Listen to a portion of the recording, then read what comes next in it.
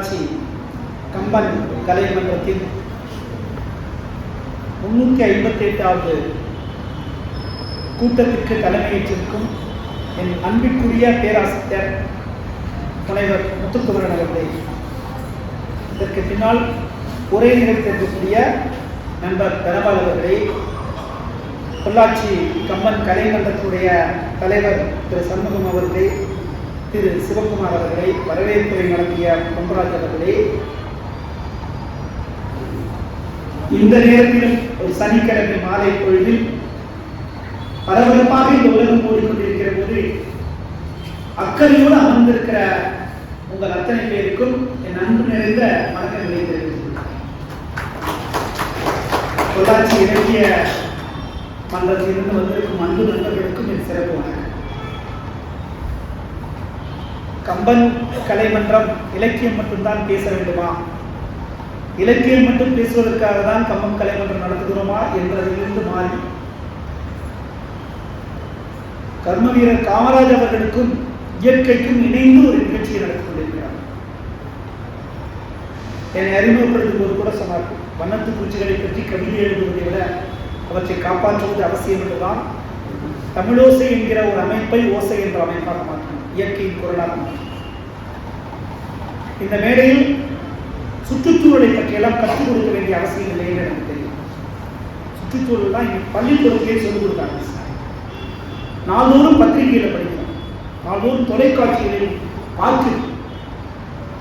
ஆனால் இந்த படிப்பதற்கு பார்ப்பதற்கும் யதார்த்தத்தில் சில விஷயங்களை உணர்வதற்கு ஒரு வேறுபாடு. யாரையாவது கேட்டு இயற்கை உங்களுக்கு பிடிக்குமா அப்படின்னு ஒரு கேள்வி கேட்டோம்னா பிடிக்காதுன்னு யாராவது நீங்க பதில் சொல்லுமா? ஐ டோன்ட் லைக் நேச்சர் அப்படின்னு யாராவது பதில் சொல்லுமா? யாரும் சொல்லமா? எல்லாருக்கும் இயற்கை பிடிக்கும். ஒரு சுற்றுச்சூழலாளன் அப்படின்னு ஒரு தனியா ஓசை காளிதாசன் சுற்றுச்சூழலாளர் அப்படின்னு அறிமுகப்படுத்துறதுக்கு கிடையாது. அந்த அறிமுகப்படுத்துவதே அதே ஒரு குற்ற உணர்வாக நான் நினைக்கிறேன். என்ன காரணம்னா, யாரோ ஒரு 4 சுற்றுச்சூழலாளர்கள் சுற்றுச்சூழல் பேசுகிறார்கள் என்பதல்ல இந்த செய்தி. இயற்கைக்கும் நமக்குமான அந்த உறவு, இந்த உறவை மிக வேகமாக மிக அவசியமாக புரிந்து கொள்ள வேண்டிய ஒரு நிலையில் நாம் இருக்கிறோம். சுற்றுச்சூழலை பற்றி பேசுவது ஏதோ பொதுநலம், இந்த உலகம் நல்லா இருக்கணும் அதனால சுற்றுச்சூழலை பற்றி பேசுகிறோம் என்று மற்ற எல்லாவற்றையும் போல பேசுவதை போல சுற்றுச்சூழலை பேசுவதில் இன்றைக்கு அது பொருத்தம் இருக்காது. என்ன காரணம் என்றால் வருகின்ற செய்திகள் அப்படித்தான் இருக்கின்றன. உங்களெல்லாம் கேள்விப்பட்டிருப்பீங்க, ஒரு பொண்ணு கிரேட்டா தன்பர்க்னு அந்த பொண்ணுடைய பேர், இப்ப 24 வயசு. 2015 அந்த பொண்ணுக்கு 15 வயசு. ஸ்வீடன் நாட்டினுடைய பாராளுமன்றத்துக்கு முன்னாடி இருந்து ஓங்கி ஒரு குரல் கொடுத்தான். அந்த சின்ன பொண்ணு 15 வயசு பொண்ணுடைய அந்த குரல் உலகம் கூட எதிரொலித்தது. அமெரிக்க அதிபர் பதில் சொன்னார், ஆஸ்திரேலிய பிரதமர் பதில் சொன்னார். அந்த பொண்ணு என்ன சொன்னா, யூ சீட்டர் ஆர் லைஃப்னு சொன்னார். நீங்கள் எங்கள் வாழ்க்கையை ஏமாற்றி விட்டீர்கள் சொன்னார். யாரை பார்த்து சொன்னா, உலக தலைவர்களை பார்த்து சொன்னார். எதனால் அப்படி சொன்னா, அந்த ஆண்டு 2015ஆம் ஆண்டு பிரான்ஸ்ல ஒரு உலகளாவிய மாநாடு நடைபெற்றது. அந்த மாநாட்டை நடத்தியவர்கள் உலக அளவிலான அறிவியலாளர், சயின்டிஸ்ட், சுற்றுச்சூழலாளர்கள் அல்ல.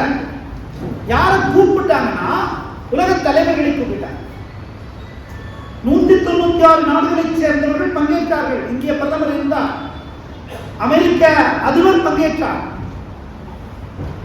அந்த தலைவர்களை பார்த்து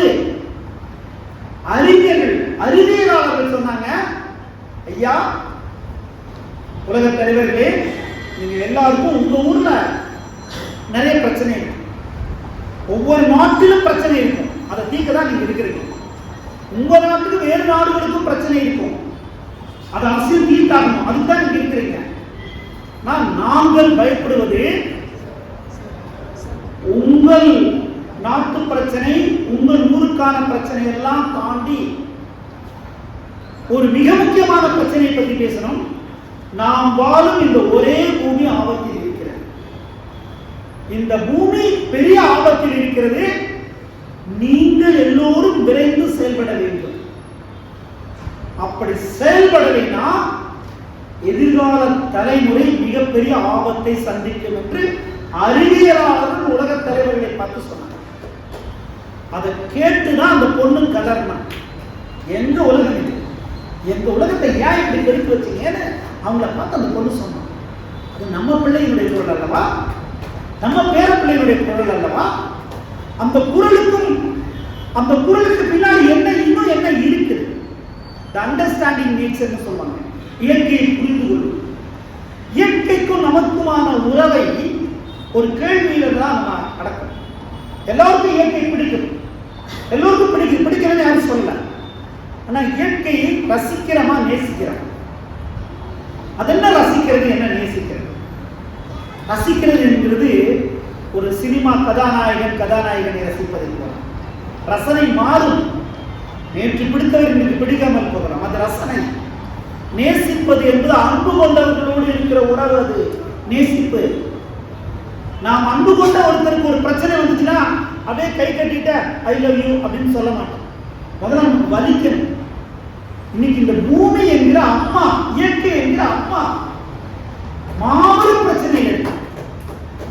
நான் முதலே சொன்ன இதை பொதுநலமெல்லாம் பார்க்க வேண்டாம், சுயநலமாவே பார்க்க. எல்லோரும் நீங்க ஏன் ஓடுறீங்க, நீங்க ஏன் உழைக்கிறீங்க, எதுக்கு சம்பாதிக்கிறீங்க அப்படின்னு ஒருத்தர் கேள்வி கேட்டோம்னா முதல் பதில் என் பிள்ளைகளுக்காக. அதுதான் பதில் வரும். என் பேர பிள்ளைகளுக்காக. அது சரியான சரிதான். எல்லாரும் ஓடுறது உழைக்கிறதெல்லாம் நம்ம பிள்ளைகளுக்காக, மற்றதெல்லாம் அப்புறம். எதற்காக? பிள்ளைகளுக்காக தான் ஓடுறோம் உழைக்கணும். என்ன பண்ணணும் பிள்ளைகளுக்கு? என் பிள்ளை நல்லா இருக்குன்னா என்ன பண்ணணும்? முடிந்தவர்களும் கொஞ்சம் சொத்து சேர்த்து வைப்போம், அவங்க முடிந்தவர்களும் கஷ்டப்பட்டு படிக்கிறோம். ரெண்டும் பண்ணா நம்ம பிள்ளைகள் நல்லா இருக்கும். இதுக்காக தான் ஓடுறோம். அது சரியான, அது கட்டாயமாக சரி. ஆனால் அது மட்டுமே சரி. இந்த கேள்விக்கு விடைகிறது நம்ம கனவுகள் இருந்து, அப்படி நினைவுகளில் இருந்து ஒரு கசப்பான விஷயம் மெல்ல மெல்ல மறைஞ்சிட்டு வருது. சில ஆண்டுகளுக்கு முன்பாக இந்த உலகமே முடங்கி கிடந்தது, ஊரடங்குக்குள் கிடந்தோம். வெளியில மாஸ்க் போடாம வெளியே போக முடியாது. ஓராண்டுக்கு மேல் பள்ளிக்கூடங்கள் இயங்கல, கல்வி நிறுவனங்கள் இயங்கல. அந்த கசப்புல இருந்து அப்படியே கொட்டாக சுற்றி இருந்த உறவினர்கள் செத்து போனாங்க. அதெல்லாம் பார்த்தோம். அதனுடைய வெளியே வந்தபோது திடீர்னு அதை ஞாபகப்படுத்துகிற செய்திகள் தொலைக்காட்சியிலும் செய்தித்தாள் வெளிவரும். டெல்லியில் பள்ளிக்கூடங்களுக்கு விடுமுறை, house from work from home, பெரியவங்கலாம் வாக்கிங் போகக்கூடாது செய்தி வருது. உடனே என்ன காரணம் அப்படின்னு கேட்டா, நம்ம ஒரு வரியில படிச்சு போவோம், காற்று கெட்டு போய்விட்டது, ஏர் பொல்யூஷன், அவ்வளவுதான் படிச்சுட்டு கடந்து போயிடும். அது வெறும் கடந்து போகிற செய்தியா? முதல்ல காற்று என்ன மனிதன், எல்லோருக்கும் கனவுகள் உண்டு. கனவுகள் தான் நம்ம இயக்கிக் கொண்டிருக்கிறது. ஆயிரம் கனவு நடக்குதா இல்லையாங்கிறது வேற விஷயம். கனவு அதுதான் நம்ம இயக்குது. எல்லோருக்கும் ஆசைகள் உண்டு, வாழ்வில் பெரிய ஆசைகள் உண்டு. இந்த கனவு ஆசை எல்லாம் நிறைவேறணும்னா நம்ம வாழ சொன்னார் இல்லைங்களா, நம்ம இந்த பூமிக்கு நாம் வாழ வந்திருக்கிறோம். இந்த வாழ்க்கைக்கு என்ன வேணும்? நம்ம இன்னைக்கு ஒரு பெரிய ஒரு தகவல் தொடர்பு யுகத்தில் இருக்கிறோம். சின்ன குழந்தைகள்லாம் இந்த குழந்தைகளோட பேசும்போதுதான் எனக்கு பயம் வந்து. கல்லூரிகள்லாம் பள்ளிக்கூடங்கள் எல்லாம் தமிழகம் முழுக்க உரை நிகழ்த்தினேன். ஆனா இன்னைக்கு உரை நிகழ்த்தும் போது அப்படி எளிதாலாம் அப்படி எதையும் பேசிட முடியாது. அவங்கலாம் 2K kids. நம்ம பேசுறோம்னா அடுத்த அரை மணி நேரத்தை பாக்கெட்டுல கை விட்டு செல்போனை பார்த்து அவர் உலகி இருக்கான்னு கண்டுபிடிச்சிருக்காங்க. அவங்கள்ட்ட அப்படியெல்லாம் பேச முடியாது. அப்படி ஒரு தொழில்நுட்ப யுகத்தில் நம்ம இருக்கிறோம். அந்த யுகத்தில் இருக்கிற அந்த பிள்ளைகளுக்காக யோசிக்கிற போதுதான் ஒரு பயம் வருது. என்ன பயம்னா, காற்று அந்த உயிரா இன்னைக்கு ரெண்டா பிரிச்சு ஒரு பெரிய வசதியில் மனித குலம் மேம்பட்டு இருக்கிறது.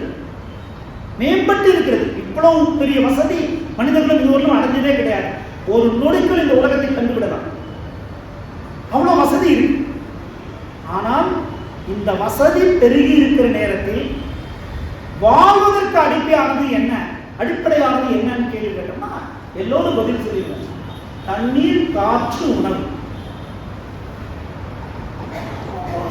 எளிதுதான், யாரும் இதுக்கு விளக்கம் கொடுக்க வேண்டியதில்லை. எனக்கு 2 பெரிய கட்டிடங்கள் உண்டு. ஒரு கட்டிடம் முழுக்க ஏர் கண்டிஷன் பண்ணப்பட்டிருக்குது, விலை உயர்ந்த கார் இருக்குது, கட்டுக்கட்டா பணம் இருக்குது, கட்டிக்கட்டியா தங்கம் இருக்குது, அனைத்து வசதியும் உள்ள இருக்குது. ஆனால் தண்ணி இல்லை, காற்று இல்லை, உணவு இல்லை. இன்னொரு கட்டம் வெறும் பாய்க்கிறது தான் இருக்குது, எந்த வசதியும் இல்லை. ஆனால் தண்ணி, உணவு, காற்று இருக்குது. உள்ளே போனால் 2 மாதம் கழிச்சு தான் வெளியே வரணும். எனக்கு இந்த உணவெல்லாம் முக்கியம் இல்லை, எனக்கு கம்ப்யூட்டர் தான் முக்கியம், எனக்கு கார் தான் முக்கியம். யாராவது போவாங்க, யாரும் போவாங்க. இந்த விட இதுதான். ஆனால் என்ன நடக்கிறது இங்கே?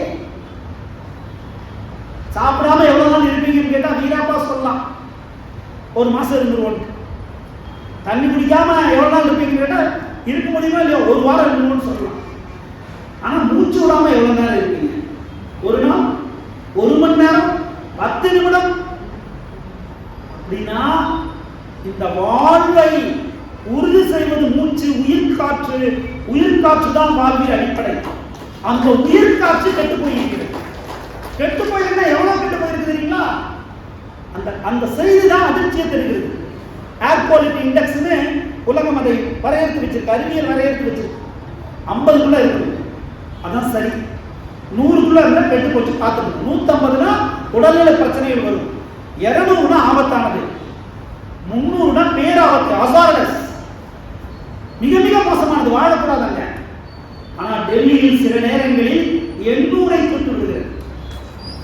அப்படின்னா எவ்வளவு மோசமான காற்று அங்கே நிலவி இருக்கிறது நினைச்சு பாருங்க. நம்ம பேப்பர்ல படிச்சுட்டு டிவியில பார்த்துட்டு அப்படி போயிட்டு இருக்கிறோம், நமக்கு தெரியாது அந்த இரவுகளில் என்ன நடக்கும்னு. ஸ்கூல் கிளி விட்டா வீட்டுக்குள்ள என்ன நடக்கும்?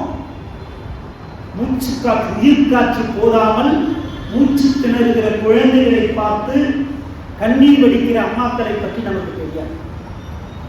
ஆக்சிஜன் போதாம பரிதவிக்கிற முதியவர்களை பார்த்து கண்ணீர் விடுகிற கதறுகிற இளையவர்களை பற்றி நமக்கு தெரியாது.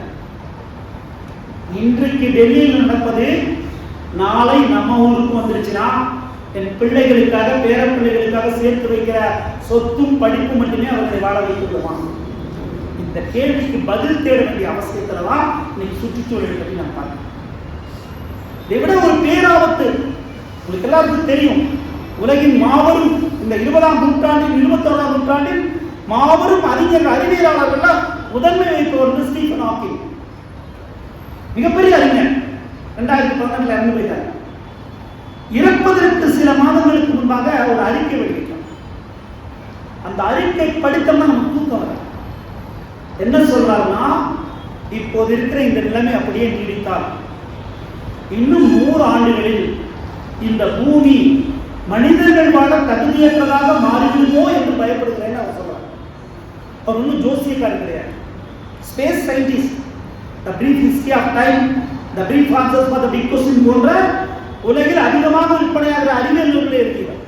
பிளாக் ஹோல் பற்றி ஆய்வு செய்கிறார். 100 ஆண்டுகள் நம்ம பேரை கொடுத்துருக்காங்க. இந்த பூமியில வாழ்றோம்னா எங்க போறோம்? அப்படின்னா இது என்ன நடக்குது? பூமிக்கு ஒரு பேரு பயோஸ்பியர்னு பேர். பயோஸ்பியர்னா உயிர் கோலம். எல்லா இந்த பேரிடத்தில் எல்லாமே கோல வடிவத்தில் தான் ஆகுது. ஆனா அந்த உயிர் கோலம் என்கிற அந்த தகுதி பெற்றது இந்த பூமி மட்டும்தான். நமக்கு தெரிந்தது சூரிய மண்டலம். நம்மள பல பேர் ஸ்கூல் படிக்கும்போது 9 கோள்கள் படிச்சிருக்கோம். இப்ப குழந்தைகளுக்கு கேட்டா 8 பிளானட்னு சொல்லுவோம். ப்ளூட்டோ பிளானட் இல்லைன்னு. நம்ம ப்ளூட்டோ மாறி போச்சா? இல்லை. The understanding about Pluto have been changed. அதை பற்றி நம்முடைய அறிவுதான் மாறி போயிருக்கு. ஏன்னா அது பக்கத்தில் அவ்வளவு தூரத்தில் இருக்கு. இந்த சூரிய மண்டலம் அவ்வளவு பெருசு. பக்கத்தில் இருக்கிற செவ்வாய் கிரகத்துக்கு ராக்கெட் தான் போயிருக்கு மனுஷன் போல. இந்த சூரிய மண்டலத்தில் எங்காவது இருக்குதா? இந்த சூரிய மண்டலங்கள் மாதிரி லட்சக்கணக்கான பிளானட்டரி சிஸ்டம் சேர்ந்ததுதான் அண்டம், கேலக்சி. இந்த பால் வீதி என்கிற நம்முடைய அண்டத்தில் எங்காவது உயிர்கள் இருக்கிறதா? இல்லை. இந்த கேலக்சி மாதிரி கோடிக்கணக்கான கேலக்சி அண்டங்கள் சேர்ந்ததான் பேரண்டம், பிரபஞ்சம், யூனிவர்ஸ். இந்த பேரண்டத்தில் எங்காவது இந்த யூனிவர்ஸை ஒப்பிட்டோம்னா நம்ம பூமி ஒரு துகள் தான், ஒரு நானோ பார்ட்டிகள் தான். ஆனா இந்த பூமியை தவிர இந்த பேரண்டத்தில் எங்காவது உயிர்கள் இருக்கலாம், மதிக்கிறாங்க, ஒரு தேடுறாங்க. இந்த நொடி வரைக்கும் எந்த ஆதாரமும் கிடைக்கல, இந்த பூமியில மட்டும்தான் உயிர்கள் இருக்கு. This is the only living planet. அதுதான் இந்த பயோஸ்பியர், உயிர்கோளம் பேரு. இந்த உயிர்கோளத்தில் மனிதர்கள் வாழ முடியாம போகுதுன்னா அப்ப இங்க என்ன நடக்குது? இதை பற்றி நாம பேசலைன்னா நம் குற்றவாளிகள் அல்லவா, நம் பிள்ளைகளுக்கு செய்த துரோகம் அல்லவா. ஏற்கனவே நமக்கு ஒரு குற்ற வலி இருக்குது. நான் ஸ்கூல் படிக்கிற போது எந்த கடையிலும் தண்ணீர் பாட்டில்கள் விற்பனைக்கு இருந்தது கிடையாது. இன்னைக்கு தண்ணீர் விற்பனைக்கு வந்திருக்கிறது என்பது நம் மீது நடத்தப்பட்டிருக்கிற ஒரு போர். நாளை நம் குழந்தைகளின் பேர குழந்தைகளின் முதுகில் ஆக்சிஜன் சிலிண்டர் வந்துவிடக் கூடாது. அதை விட அவர்களுக்கு செய்த துரோகம் எதுவும் இருக்கக்கூடாது. அப்படின்னா இந்த இயற்கை பற்றி பேசுவது என்பது வெறும் மேடை பேச்சு அல்ல, மேடை பேச்சு அல்ல, அல்லது ஒரு சப்ஜெக்ட் அல்ல. இது வாழ்க்கை, இன்னும் பிறப்பாத நம் தலைமுறையின் வாழ்க்கை. இதுல என்ன இங்க நடக்குதுன்னு கேட்டா ஒரு சின்ன அறிவியல் தான். இந்த பூமி சுற்றுச்சூழல் பிரச்சனைனா ஏராளமான பிரச்சனை, ஒவ்வொரு ஊர்ல பிரச்சனை, அதெல்லாம் தீர்க்கணும். ஆனா ஒவ்வொரு ஊருக்கும் ஒவ்வொரு நாட்டுக்கும் இருக்கிற பிரச்சனையை தாண்டி இந்த ஒட்டுமொத்த பூமிக்கான பிரச்சனை தான் 2 வார்த்தைகள் திரும்ப திரும்ப உலகம் வச்சிருக்கு. நம்ம எல்லாரும் கோயம்புத்தூர், நான் கோயம்புத்தூர்ல இருக்கேன், பொள்ளாச்சியில் இருக்கீங்க. இந்த ஊர்லயே வாழ்ந்தவர்களுக்கு தெரியும், வரலாற்றில் நான் கோயம்புத்தூர் எல்லா இடத்துக்கும் ஓடுவேன். சென்னைக்கு போவேன், திருச்சி போனேன்னா அங்கெல்லாம் சென்னைக்குலாம் எப்போ போனாலும் எனக்கு வேர்த்து கொடுத்தோம். நான் கோயம்புத்தூர்ல இருக்காது. ஆனால் இந்த கோடை மிக கடுமையான கோடையாக இருந்தது. கோவில் கடுமையான கோடை, அப்படி தகடகிச்சது. பக்கத்தில் இருக்க ஈரோடு இந்தியாவுடைய டாப் 3 ஹாட்டஸ்ட் சிட்டின்னு பேர் வந்துச்சு. இந்தியாவில் அதிக வெப்பம் உள்ள 3 ஊர்களுடைய பட்டியலில் ஈரோடு இடம்பெற்றுச்சு. கோடை காலத்தில் வெயில் அதிகமாச்சுன்னா குழுக்குழுன்னு ஊட்டிக்கு போகும். ஊட்டியில் என்ன நிலைமை? அறியப்பட்ட வரலாறில் ஊட்டியில 30 டிகிரி செல்சியஸ் இதுவரை என்னைக்கும் வந்தது கிடையாது. பல ஆயிரம் ஃபேன் ஊட்டியில விற்பனை ஆயிருக்கு. இதுவரை ஃபேனை வச்சு மாட்டாங்க. இங்க மட்டுமா? புனித யாத்திரை போனாங்க மெக்காவுக்கு, 1000 பேர் இறந்து போனார்கள். அவ்வளவு கொடுமையான வெப்பம். ஐரோப்பாவில் போன மே மாதம் ஒரே மாதத்தில் நீங்க ஐரோப்பாவில் பல நாடுகளில் ஏர் கண்டிஷனே வச்சுக்க மாட்டாங்க, ஊரே குழுகுலுன்னு இருக்கும். அங்க ஒரே மாதத்தில் பல ஆயிரம் பேர் ஹாஸ்பிட்டலைஸ் ஆனாங்க, மருத்துவமனையில் அனுமதிக்கப்பட்டார்கள். வெப்ப அலை. லண்டன்ல ஒரு ஏர்போர்ட் ஒரு வாரம் மூடிட்டாங்க. ஏன்னா அந்த ரன்வே ஓடுகளம் பொங்கிருச்சு. இது உலகம் பூரா இந்த வெப்பம். இது இப்படி நடந்துட்டு போய் இன்னொரு செய்தி வருது. மழை பெய்ய வேண்டிய இடத்தில் பெய்யாத போது துபாயில ஆலங்கட்டி மலைன்னு செய்கிறது. நீங்க கடலோரத்தில் இருக்கிற தூத்துக்குடி எப்ப போனாலும் அங்க வெக்கையா இருக்கு. அந்த ஊர்ல தமிழ்நாட்டில் ஒரு வருடம் பெய்ய வேண்டிய மழை 950 mm. ஆனா ஒரே நாள்ல தூத்துக்குடியில் பெய்யுது. கிளவுட் பஸ்டர்ங்கிறாங்க. ஒரு பக்கம் கடுமையான கோடை வெயில், இன்னொரு பக்கம் பெய்யக்கூடாத மழை பெய்து. இதுதான் காலநிலை மாற்றம், கிளைமேட் சேஞ்ச். அதனுடைய அதை பற்றிய அறிவியலாளர்கள் சிஓபின்னு நீங்க கூகுள் அடிச்சீங்கன்னா ஒரு கான்ஃபரன்ஸ் ஆஃப் பார்ட்டிஸ் 28 மாநாடுகள் நடந்துருச்சு. ஒவ்வொரு மாநாட்டிலும் உலக அறிவியலாளர்கள் உலக மக்களுக்கு எச்சரிக்கிட்டே இருக்காங்க, சீக்கிரமே ஏதாவது பண்ணுங்க. என்ன காரணம்? இந்த பூமி சூடாகுது.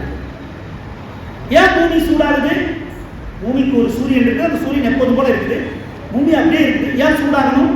ஒரு சின்ன அறிவியல் தான். நம்ம மனிதர்கள் இந்த பூமியை எப்படி பார்த்தோம், இதுதான் இன்னைக்கு செய்திய. இந்த மனுஷன் இந்த பூமியை எப்படி பார்க்கிறோம்னா இது மனிதர்களுடைய பூமியா மட்டும் பார்க்கணும். ஆனா இது மனிதர்களுடைய பூமி அல்ல, இது உயிர்களின் பூமி. இந்த பூமியை தவிர வேற எங்காவது மனிதர் இருக்காங்கன்னு தான் தேடுறோம். ஆனா வேற எங்காவது உயிர்கள் இருக்கான்னு சேர்த்து தேடணும். ஏன்னா இது உயிர்களின் பூமி. இந்த உயிர்களுக்கு அப்புறம் வருவோம். இங்க உயிர் இந்த பிரச்சனையை எப்படி புரிஞ்சுக்கணும் அப்படிங்கிறது தான் ரொம்ப முக்கியம். குழந்தைகள்கிட்ட போயிட்டு ஒரு ஜெனரல் நாலேஜ் கொஸ்டின் கேட்பாங்க. என்ன கொஸ்டின்னா, இந்த சூரிய மண்டலத்தில் வெப்பமான கோள் எது, ஹாட்டஸ்ட் பிளானட் இந்த சோலார் சிஸ்டம்னு கேள்வி கேட்பாங்க. என்ன பதில்? என்ன தக்க பதில்? மெர்க்குரி.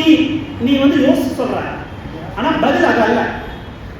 நீங்க பதில் கேட்டீங்கன்னா வீனஸ் தான் பதில். வீனஸ் தான் இந்த புவிக்கோளத்தில், வீனஸ்ங்கிறது வெள்ளி, வெள்ளி தான் சூரிய மண்டலத்தில் வெப்பமான கோள். இதுதான் சரியான பதில். ஆனா தம்பி ஏன் மெர்க்குரின்னு சொல்றான்? அவன் யோசிக்கிறான். சூரியனுக்கு பக்கத்தில் இருக்கிறது புதன், மெர்க்குரி. அதை விட தள்ளி இருக்கிறது தான் வெள்ளி, அப்புறம் தான் பூமி.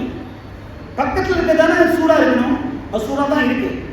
ஆனா அதை விட சூடாக தள்ளி இருக்கிற வெள்ளி எப்படி இருக்கும்? அதான் சரியான விடை வெள்ளி தான், வீனஸ் தான். எப்படி இருக்கும்?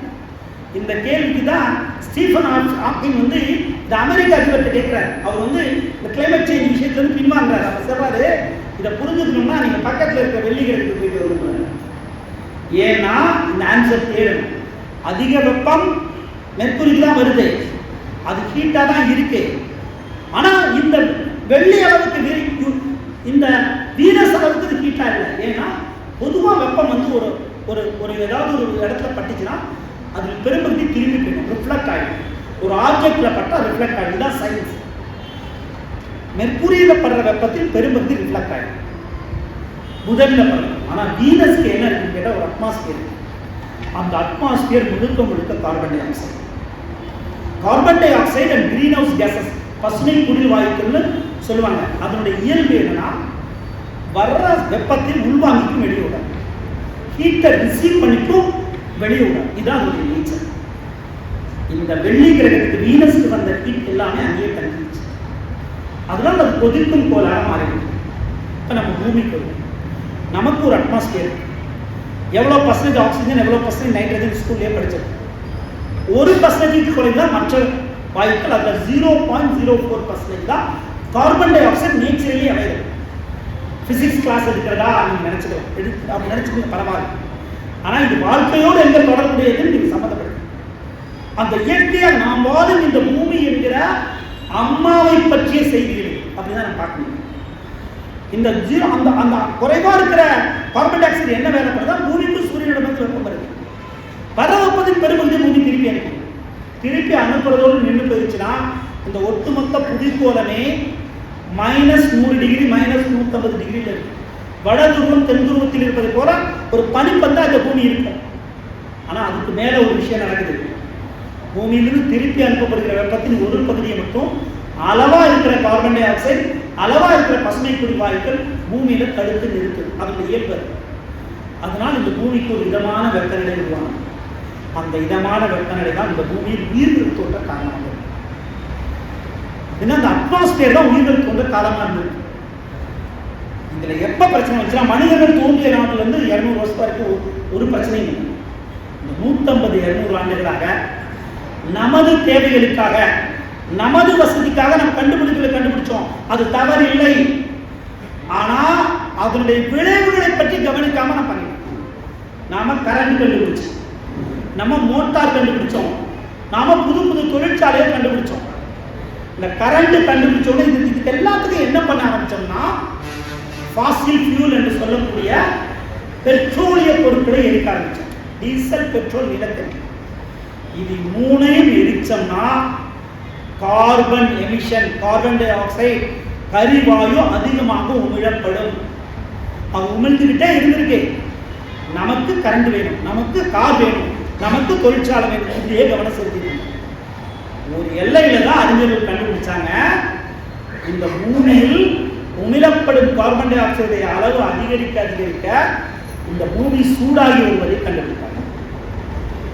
இந்த சூடாகிறது என்ன ஆகுதுன்னு கேட்டால், கடல் சூடாகுது. கடல் சூடானா கடல் நீரோட்டங்கள் மாறி போகுது. எல்னினோ எஃபெக்ட், லானினா எஃபெக்ட்னு சொல்றான். பருவ மழை மாறி போகிறது, பருவ காலம் மாறி போகிறது, எல்லாம் போயிட்டு போகுது. விளைவு என்ன? ஒரு 10 நாள் வெயில் அடிச்சது, அப்புறம் மழை வந்துருச்சு, நம்ம அப்புறம் வேற வேலையை பார்க்க ஆரம்பிச்சோம்.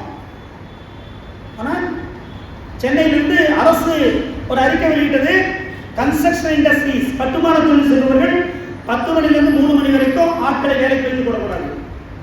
ஏன்னா அந்த வெயில வேலை செஞ்சாங்கன்னா அவங்க உடல்நலம் பாதிக்கப்படும். 10 நாளைக்கு சரி.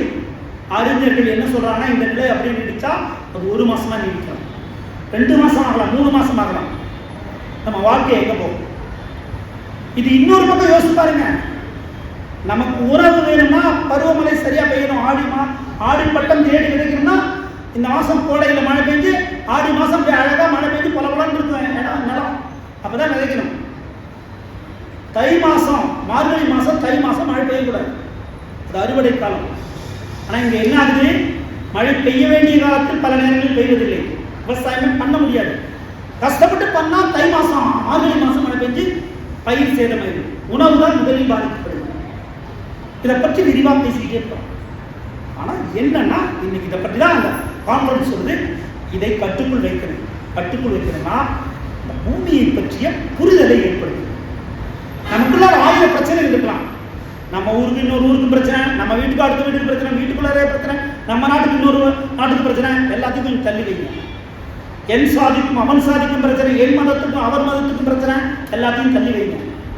என் பிள்ளைகளுக்கான இந்த பூமிக்காக நம்ம பொருள். இதுதான் காலத்தின் தேவை.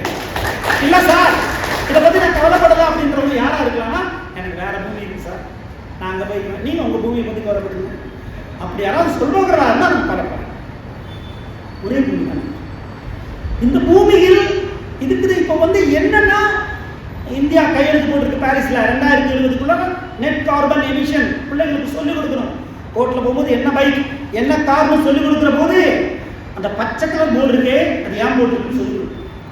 அது வெஹிக்கிள், பெட்ரோலும் டீசலும் எரிக்காத வெஹிக்கிள், காலத்தின் தேவை சொல்லிக் கொடுக்கணும் பிள்ளைகளுக்கு. நான் வீட்டில் இருக்கிற போது ஸ்கூல் படிக்கிற போது எங்கள் ஸ்கூல்லையும் வீட்லையும் குண்டு பல்பு தான்ப்பா எரியும். ஒரு குண்டு பல்பு எரிகிற கரண்ட்ல இன்னைக்கு 20 LED பல்பு எரிச்சிடலாம். ஒரு யூனிட் கரண்ட் நம்ம வீட்டுக்கு வரணும்னா 1 கிலோ நிலக்கரியை எரிக்கணும். நிலக்கரி எரிச்சுன்னா இந்த பூமி சூடாகும்.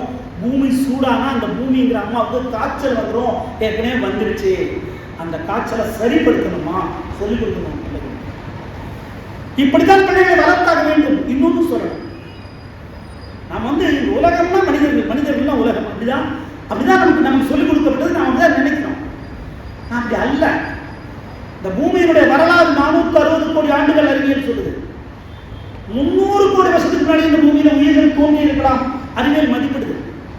இன்னையிலிருந்து 40 கோடி வருஷத்துக்கு முன்னாடி இந்த பூமியில பூச்சிகள் இருக்கு. 30 கோடி வருஷத்துக்கு முன்னாடி இங்கு பாம்பு பள்ளி இருந்திருக்கு. 20 கோடி வருஷத்துக்கு முன்னாடி மற்ற விலங்குகள் இருந்திருக்கு. 15 கோடி வருஷத்துக்கு முன்னாடி பறவைகள் இந்த பூமியில் காணப்பட்டிருக்கு. ஆனா நாம அறிவியல் ஒரு பேர் சொல்லுவோம், ஹோமோசேப்பியன் மனிதர்களுக்கு பேரு. இந்த ஹோமோசேப்பியன் நவீன மனிதர்கள் எத்தனை வருஷமா பூமியில் இருக்குன்னா 2 லட்சத்திலிருந்து 3 லட்சம் வருஷம் தான் இருக்கு.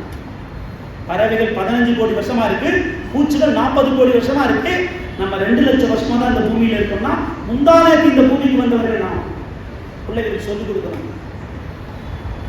அப்படி சொல்லிக் கொடுக்கும் போதுதான் இன்னொரு உண்மை தெரியும். அறிவியல் ஒரு உண்மையை சொல்கிறது. நான் இல்லாத உலகத்தில் பறவைகள், விலங்குகள், மற்ற உயிர்கள் வாழும். ஆனால் அவை இல்லாத உலகத்தில் நம்மால் வாழ முடியாது. அறிவியல் திரும்ப சொல்லுகிறது. ஏன்னா நாம் இல்லாத உலகத்தில் பல கோடி ஆண்டுகள் அவை வாழ்ந்திருக்கின்றன. சொல்லணும் பிள்ளைகளுக்கு. அவை இல்லாமல் எப்படி வாழ முடியும்? நம்ம ஆற்றல் மிக்கவர்கள், மனிதர்கள் பேராற்றல் மிக்கவர்கள், எந்த சந்தேகமும் கிடையாது. 5000 வருஷத்துக்கு முன்னாடி ஒரு யானை எப்படி இருந்தா அப்படிதான் இப்பவும் யானை இருக்கு. 10,000 வருஷத்துக்கு முன்னாடி ஒரு பாம்பு எப்படி இருந்தா அப்படிதான் இப்பவும் இருக்கு. ஆனா 100 வருஷத்துக்கு முன்னாடி பொள்ளாச்சியில ஒரு 25 வயசுல ஒருத்தர் இறந்து போயிருந்தான்னு வைங்க, அவர் இன்னைக்கு உயிரோட எழுப்பி இதான் ஊர்னா அவரை மயங்கிடுவார். கார் கிடையாது, கம்ப்யூட்டர் கிடையாது, கரண்ட் கிடையாது, ஏரோப்ளேன் கிடையாது, ராக்கெட் கிடையாது, செல்போன் கிடையாது, மைக் கிடையாது, போன் கிடையாது. வேறு உலகம். மனிதர்கள் அப்படி மாறி இருக்கும். அந்த ஆற்றல் நமக்கு இருக்கிறது. ஆனால் அந்த ஆற்றலுடைய விளைவு என் பிள்ளைகளுக்கு இந்த பூமி வாழ தெரிஞ்சுன்றதாக மாறிவிடக்கூடாது. We need clean technology. அழுக்கையும் இல்லாத தொழில்நுட்பங்கள் வேண்டும். கொஞ்சம் இந்த வேகம், இந்த உலகம் வேகமா வளரணும்னு சொல்றவங்கள்ட்ட எல்லாம் கொஞ்சம் பேசாம சொல்லுங்க.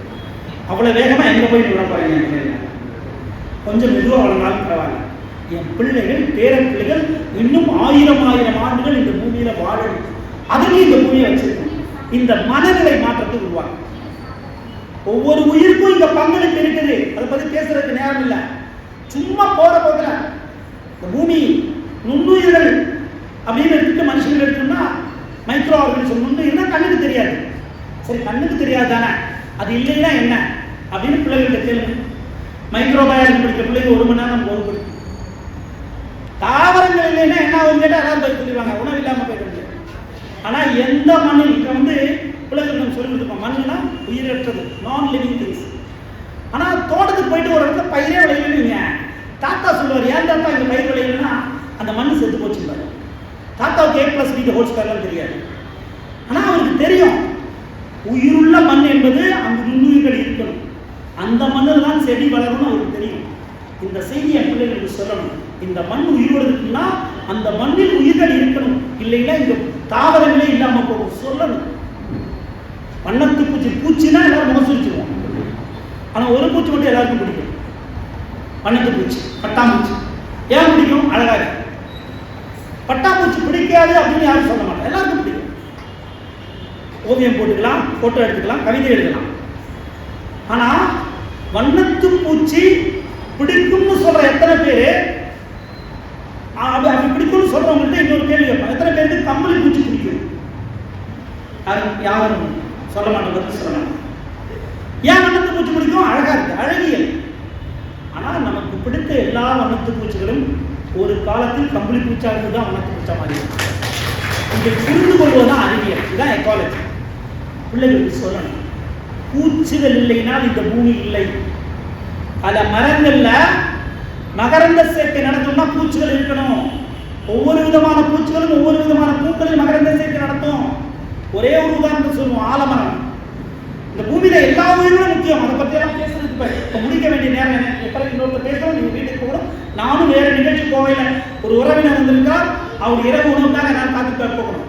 ஆனால் இந்த வாய்ப்பை உங்களோட இந்த பேசுற வாய்ப்பை நான் விட்டு கொடுக்கணும் இல்லை, அதனால தான் செய்ய சொல்றேன். எல்லா உயிர்களும் இந்த பூமியில முக்கியம். அவர் சின்ன கேள்வி கேட்பாங்க. இப்போ ரோட்டில் நடந்து போயிட்டு இருக்கோம், சொந்தக்கார வீட்டுக்கு போகிறோம். நகரத்தில் செடியை வளர்க்க முடியாது. எனக்கு எங்கேயா போனோம்னா ஒரு கத்திரிக்காய் செடி முளைச்சிடும். கத்திரிக்காய் நம்ம கடையில் வாங்கி பார்த்துருக்கோம். நான் செடியில் கத்திரிக்காய் பார்த்தோம்னா மனசுக்கே பிடிக்கும், அழகாக இருக்கும். குழந்தைகிட்ட காட்டணும் இட்ஸ் பிரிஞ்சால் அப்படின்னு எக்ஸைட் ஆகும். ஆனால் அந்த கத்திரிக்காய் செடி கீழே புல் முளைச்சிடும். அந்த புல்லை பற்றி நம்ம எங்கேயாவது கலந்துக்கணுமா?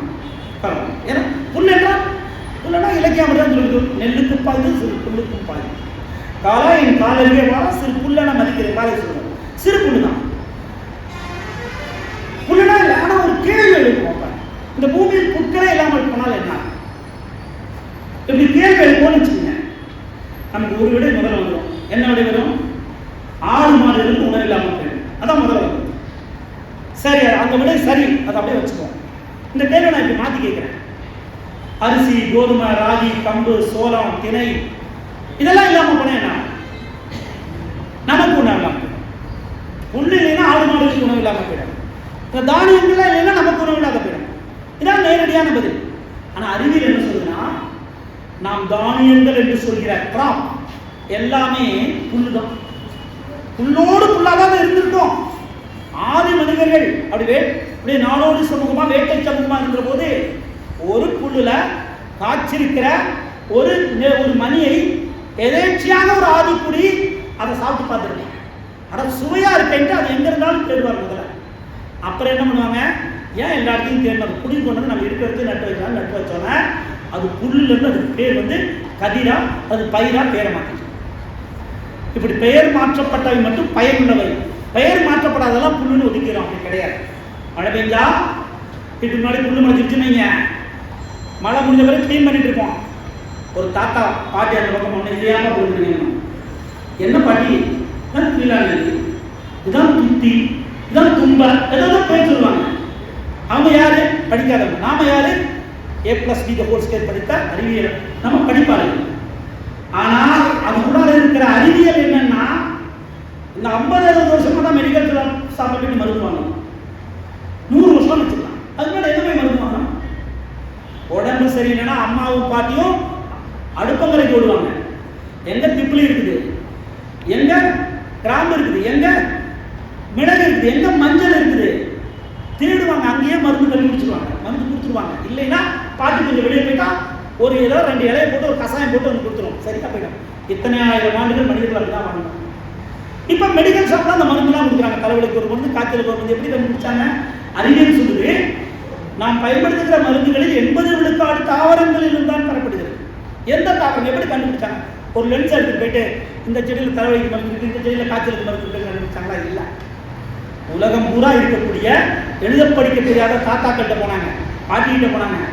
அவங்க தலைவலிக்கு எந்த செடியை பயன்படுத்துறாங்க, அவங்க காய்ச்சலுக்கு எந்த செடியை பயன்படுத்துறாங்க, அந்த செடியை கொண்டு வந்து லெபார்டரியில ஆய்வு பண்ணி எசன்ஸ் எடுத்து கேப்சூல்ஸ் ஆக்கி நமக்கு விற்கிறாங்க. அந்த கத்திரிக்காய் செடிக்கு கீழே முளைச்சிருக்கிற புல்லுல இருந்து நாளைக்கு எய்ட்ஸுக்கான மருந்து கண்டுபிடிக்கப்பட்டால், கோவிடுக்கான மருந்து கண்டுபிடிக்கப்பட்டால் அது ஹெர்பல் பிளான்டா மாறி. இந்த உலகத்தில் தேவையில்லாமல் எந்த உயிரும் இல்லை. இதான் அறிவியல். எல்லா உயிர்களும் பரிணமிக்கும் தேவையும் பொறுத்து அது என்ன தேவைன்னு நமக்கு தெரியாமல். ஆகவே எல்லா உயிரும், அதுல சில உயிர்கள் மட்டும் கீஸ்டோன் ஸ்பீசிஸ், ஆதார உயிர்கள்னும் அதோட முடிச்சுக்கலாம். அதுல ஒண்ணுதான் ஆலமரம். இந்த ஆலமரம் எங்க இருந்தாலும் பார்ப்போம். ஆலமரம் ஊரின் பேரழகு. மாலை பொழுதுல போனோம்னா ஆயிரக்கணக்கான பறவைகள் ஆலமரத்தை தேடிடும். காடுகள் ஆலமரம் இருந்துச்சுன்னு அந்த பழம் பழுக்கிற காலத்துல யானை தேடி ஒரு ஆலமரம். பல உயிர்களுக்கு ஆதாரமாக இருக்கிற உயிர் பேர் கீஸ்டோன் பேர், ஆதார உயிர். ஆலமரம் ஒரு ஆதார உயிர். எல்லா உயிரும் முக்கியம், சில உயிர்கள் ரொம்ப முக்கியம். அப்படி எல்லா உயிர்களும் வாழ வைக்கிற ஆலமரத்துக்கு யார் உயிர் கொடுக்குறாங்க தெரியுங்களா? ஒரு சின்ன குழவி, ஆலங்குழவி, ஃபிக்ராஸ்னு பேரு. அந்த ஆலங்குழவி ஆலம் பூக்கள்ல தேன் எடுக்க வரும், உணவுக்கு தான் வரும். அப்படி தேன் எடுத்துட்டு அது போயிடும். அப்படி அது தேன் எடுக்க பூவில் ஒரு பூப்பின் ஒரு பூ உட்காரும்போது தான் ஆலம் பூக்களில் மகரந்த சேர்க்கை நடக்கும். அந்த குழவி வரலைன்னா பூ பூவாதான் இருக்கும், காயாகாது, கனியாகாது. கனி ஆனாதான் விதை வரும். விதைதான் இன்னொரு ஆலமரத்தில் உருவாக்கும். ஒரு சின்ன பூச்சிக்கும் இவ்வளவு பெரிய ஆலமரத்துக்கும் இருக்கிற உறவு தான் இயற்கை. இயற்கையை புரிந்து கொள்வது அவர் எளிதாக. நம்ம ஒன்றும் இயற்கை கற்றுக் கொடுத்து கொண்டே இருக்கிறது. இந்த இயற்கை கற்றுக் கொடுத்ததுலேருந்து நம்ம என்ன இது பண்ணோம்னா, இன்னைக்கு பொள்ளாச்சிக்கு ஆழியார் தண்ணி வரலைன்னா என்ன ஆகும்? நான் கோயம்புத்தூர், சிறுவாணி தண்ணியும் பவானி தண்ணியும் வரலைன்னா கோயம்புத்தூர் என்ன ஆகும்? திருப்பூருக்காரங்களுக்கு பவானி தண்ணி வரலைன்னா என்ன ஆகும்? இந்த கேள்வி கேட்டோம்னு வச்சுங்க, கேன்ல தண்ணி வரணும்னு குழந்தைங்க சொல்லிடுவோம். ஏன்னா நம்ம கேன் தண்ணியை பயன்படுத்த ஆரம்பிச்சிட்டோம். இதெல்லாம் கிரவுண்ட் வாட்டர். ஆழியார் தண்ணி, ஆழியார் ஓடை இல்லை எவ்வளோ தண்ணி இருக்கோ, சிறுவாணி தண்ணி, அந்த பவானி தண்ணியில் தண்ணி இருக்கோ, அது வரைக்கும் தான் கிரவுண்ட் வாட்டர். இல்லைன்னா அது இல்லை சொல்லணும் பிள்ளைகளுக்கு. இந்த தண்ணியெல்லாம் எங்கிருந்து வருது? அதான் பேராசிரியர் ஒரு முடிச்சோட போட்டார், சின்னதோட போட்டார். இன்னைக்கு கோயம்புத்தூர், திருப்பூர், பொள்ளாச்சி மட்டுமல்ல, தமிழ்நாட்டில் நம்ம குடிக்கிற தண்ணியில 80 விழுக்காடு தண்ணீர் ஆற்றிலிருந்து தான் வருது. கிணறு, குளம், ஏரி எல்லாம் போயிடுச்சு. அதே போல் நமக்கு நெல் விளைகிற பூமி, கோயம்புத்தூர் தொண்டாமுத்தூர்ல நெல் விளைஞ்சிருக்கு, ஆதாரம் இருக்கு. இன்னைக்கு இருக்கா? இன்னைக்கு நெல் விளைகிற பூமிக்கெல்லாம் தண்ணீர் ஆற்றிலிருந்து தான் போகுது. வாய்க்கால் பாசனத்துல தான் நெல் விளையுது. 80 விழுக்காடு அப்படிதான். தொழில், கோயம்புத்தூர் திருப்பூர்காரங்க தொழில், அவங்க தொழிற்சாலை நடத்துவாங்க, உலகம் பூரா ஏற்றுமதி பண்ணுவாங்க. ஆனா 20 நாளைக்கு பவானி தண்ணி வரலைன்னா எந்த தொழிற்சாலையா அது இயங்குமா? ஏன் இதை சொல்றேன்னா, என் குடிநீர், என் உணவு, என் தொழிலுக்கு ஆற்றிலிருந்து தண்ணி வருதுன்னா ஒரு ஆறு எப்படி உருவாகும்? ஒரு சாதாரணமான கேள்வி. ஆனா நம்ம ஒரு பழமொழி சொல்லி வச்சிருக்காங்க, நதி மூலம் பார்க்கணும். தேட வேண்டிய அவசியம் வந்திருக்கிறது. How a river originates அப்படின்னு என் குழந்தைகிட்ட கேட்டோம்னா, இந்த கேள்வியை வட இந்தியாவில் கேட்டு வச்சுங்க, அந்த குழந்தைங்க நொடியில பதில் சொல்லிடும். மெல்டிங் கிளாசியர், பனி உருகி ஆறு உருவாகும். சிந்து, கங்கை, பிரம்மபுத்திரா, யமுனை போன்ற நதிகள்லாம் இமயமலையில் உருவாகிறது. இமயமலை பனிமலை. மழை பெய்யாத காலத்தில் பனி உருகி தண்ணி ஓடும். தென்னிந்தியாவில் எங்காவது பனிமலை இருக்குதா? இல்லை. ஆனால் எப்படி உருவாகுதுன்னா, இந்த தூரம் தெரிகிற மலை, இங்கே என்ன டாப் ஸ்லிப் சுற்றுலாத்தலம், அங்கே போனால் ஊட்டி சுற்றுலாத்தலம், அங்கே போனால் குன்னூர் சுற்றுலாத்தலம், இங்கே போனால் கொடைக்கானல் சுற்றுலாத்தலம். வெறும் சுற்றுலாத்தலமாக மட்டுமே அடையாளம் காணப்பட்டிருக்கிற மேற்கு தொடர்ச்சி மலை, கன்னியாகுமரியில் ஆரம்பித்து நர்மதை நதி வரைக்கும் 6 மாநிலங்களை கடந்து போகிற இந்த மேற்கு தொடர்ச்சி மலை இல்லைன்னா தென்னிந்தியா ஒரு பாலைவனமாக மாறிடும். ஏன்னா இந்த மலைதான் நதிகளை பெற்றெடுக்கிறது. இங்க பனிமலை இல்லை. எப்படி பெற்றெடுக்குதுன்னா, அந்த மலை உச்சியில ஒரு அழகான அமைப்பு இருக்குது. மேலே போனோம்னா, இன்னும் மனிதர்கள் காயப்படுத்தப்படாத இடத்துக்கு மேலே போனோம்னா மலை உச்சி வெறும் புல்வெளியாக தான் இருக்கும். வால்பாறை கிராஸ்லாண்ட் அப்படிதான் இருக்கும். முக்குருத்தி மலை அப்படிதான் இருக்கும். வெறும் புல்வெளியாக இருக்கும். நம்ம வீட்டு பக்கத்தில் கிரவுண்ட்ல லான்ல இருக்கிற புல் மாதிரி இருக்கும். ஆனால் அறிவியல் என்ன சொல்றதுன்னா, அதை நம்ம உருவாக்க முடியாது. மரங்கள் இந்த பூமியில் பரிணமிப்பதற்கு முன்பாக தோன்றிய பழமையான தாவரம் அந்த புல்வெளி. அந்த புல்வெளி என்ன பண்ணுங்க அதான் முக்கியம். பொதுவாக சமவெளியை விட மலையில மழை பொழிவாது நமக்கு தெரியும். கோயம்புத்தூர்ல 650 மில்லிமீட்டர் தான் மழை. ஆனால் நீலகிரியில் 3000 மில்லிமீட்டர் மழை பெய்யும். அப்படி மழை பெஞ்சா மழை தண்ணி மேட்டிலேருந்து பள்ளத்தை நோக்கி வரும். இதுதான் அறிவியல். ஆனால் அந்த புல்வெளி உள்ள மழை சேரங்களில் மழை பெஞ்சா அந்த தண்ணி உடனே ஓடி வராது. ஏன்னா அந்த புல்வெளி ஒரு ஸ்பாஞ்ச் மாதிரி பெய்கிற மழை தண்ணியை தேக்கி வச்சு, ஒரு மழை பெஞ்சா 1 மாதம் தேக்கி வச்சு. அந்த புல்வெளியை ஒட்டி ஒரு காடு இருக்குது. அந்த காட்டுக்கு பேர் சோலைக்காடுன்னு பேர். எல்லா காடும் ஒரே மாதிரியானது அல்ல. அந்த சோலைக்காடுகள் பழமையானவை, அடர்த்தியானவை. சூரிய ஒளி உள்ள புகாது. உள்ள போனோம்னா தரை பார்க்க முடியாது, இலைத்தலையெல்லாம் மூடி இருக்கும். விலைக்கு பார்த்தோம்னா ஒரு மண், ஒரு பஞ்சு மத்த மாதிரி இருக்கும். அந்த மண்ணை அந்த மண், அந்த இலைத்தலை விலைக்கு பார்த்து அந்த மண் உருவாகிறத அறிவியல் சொல்லுது. உருவாகிறது எப்படி? விழுந்த இலைத்தலை மண்ணா மாறுது. அப்படியா? எவ்வளோ நாளில் மாறிடும்? அறிவியல் சொல்லுது 1/2 இன்ச் உருவாகிறதுக்கு 1000 ஆண்டுகள் ஆகலாம். ஆனால் அடுக்கடுக்கா அந்த மண் இருக்கு. பல லட்சம் வருடங்களாக உருவான மண். உலகில் பெரிய மலை எதுன்னு கேட்டால் பிள்ளைங்க இமயமலைக்கு பதில் சொல்லிடுவோம். இமயமலை மூத்ததா, மேற்கு தொடர்ச்சி மலை மூத்ததா? இமயமலை தோன்றுவதற்கு பல லட்சம் வருடங்களுக்கு முன்பாக தோன்றியது மேற்கு தொடர்ச்சி மலை. ஆதாரம் அந்த மண் தான். அந்த மண் என்ன பண்ணும்? அந்த புல்லிலிருந்து கசிக்கிற தண்ணி, இந்த காட்டில் பெய்கிற மழை தண்ணி எவ்வளோ மழை பெய்ஞ்சாலும் அதை அப்படியே அப்சர்வ் பண்ணி தேக்கி வச்சு 10 நாள் 15 நாள் அடைமழை பெய்தாலும் சோலைக்காடுகள் உள்ள இடத்த வெள்ளப்பெருக்கு ஏற்படாத, மண் இருக்கு ஏற்படாது. மழை முடிஞ்ச பிறகு அந்த மண் சேர்த்து வச்ச தண்ணியில் 5 விழுக்காடுக்கு பிறகு தான் அந்த மரம் கணக்காடு. மீதி தண்ணி மண்ணில் ஊறி பாறை இடுக்குகளை போய் சேரும். பாறை இடுக்குகளை கசஞ்சு 2 மலைகள் சேர்க்கிற மலை இடுக்குகளுக்கு ஊற்றுகளாக வந்து சேரும். எங்கெல்லாம் சோலைக்காடுகளும் புல்வெளிகள் இருக்கிறதோ அங்கெல்லாம் ஆண்டு முழுவதும் ஓடக்கூடிய வற்றாத ஓடைகள், பெருநியல் சீட்ஸ் உருவாகும். ஒரு நாள் வற்றாது. கோவை குற்றாலம் ஒரு இடம் கோயம்புத்தூர் இருக்குது. 5 மாதம் மழை பெய்யாத போது நம்ம பார்த்துருக்கோம். ஆனால் தண்ணி வரும். எப்படி? மேலே சோலைகள் புல்வெளிக்கு 5 மாதம் முன்னாடி பெஞ்ச மழை தண்ணியாக தேக்கி வச்சிருக்குது. இந்த இயற்கை அமைப்பு இருக்கிற வரைக்கும் அந்த ஓடைகள் உயிரோடு இருக்கும். 10-15 ஓடைகள் ஒன்று சேர்ந்தால் சிற்றாறுகள், 50-60 சிற்றாறுகள் சேர்ந்தால் காவேரி, வைகை, தாமிரபரணி, கிருஷ்ணா, கோதாவரி, மலம்புரா, பாரதப்புலா, சிறுவாணி, பவானி ஆகிய அனைத்து தென்னிந்திய நதிகளையும் உருவாக்குற தாய்மொழியாக மேற்கு தொடர்ச்சி மலை. இந்த மலை இன்னைக்கு இருக்கிற நிலைமையை காப்பாற்றணும்னா 100 ஆண்டுகள் கழித்து நம்ம தண்ணி. ஆற்றுக்கும் ட்ரைனேஜ் வித்தியாசம் இருக்கு. மழை பெஞ்சா மட்டும் தண்ணி ஓடுச்சுன்னா அது ஆறு கிடையாது ட்ரைனேஜ். தமிழ்நாட்டில் மழை நாட்கள் 35 50 நாள் தான். ஆனால் 365 நாளும் தண்ணி வேணும், ஆறு வேணும். ஆறு வேணும்னா இந்த இயற்கை அமைப்பு வேணும். இந்த இயற்கை அமைப்பு வேணும்னா நம்ம உருவாக்க முடியாது. இயற்கை உருவாக்கி வைக்கிறது காப்பாற்றணும். காப்பாற்றினா ஒரு மனநிலை வேண்டும். இது சுற்றுலா மலை அல்ல, என் தண்ணீர் மலைன்னு நம்ம சொல்லணும். இந்த பூமி மனிதனுடைய பூமி அல்ல, இயற்கையின் பூமி அப்படின்னு சொல்லணும். இயற்கை என்கிற அம்மாவின் பிள்ளைகளாக நம்ம உணரும்.